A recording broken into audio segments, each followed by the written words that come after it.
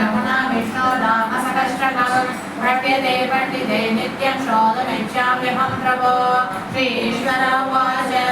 श्रीराम राम रामेति रमे रामे मनोरमे सहस्रनाम तत्तुल्यं रामनामवरानने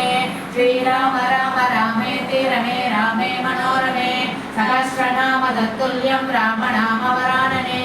श्रीराम राम रामेति रमे रामे मनोरमे सहस्रनाम तत्तुल्यं रामनामवरानने श्रीराम नामवरानन ओं नमः ब्रह्मोवाच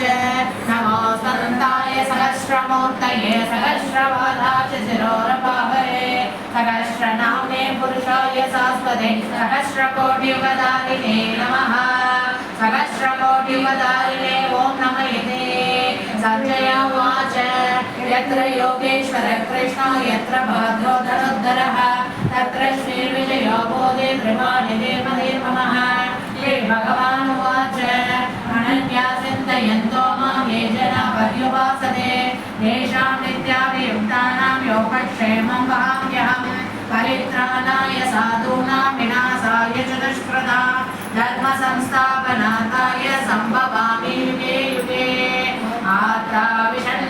शिथिलाशभीतः घोरेषु शब्दादिषु वर्तमानः संकीर्तनारायण सप्तमार्तं विमुक्तदुःखा सुखिनो भवन्तु कायेन वाचा मनसेन्द्रियेर्वा बुद्ध्यात्मना वा सकलेषु भावात् करोमि यत् सकलं परस्मै नारायणायेति समर्पयामि।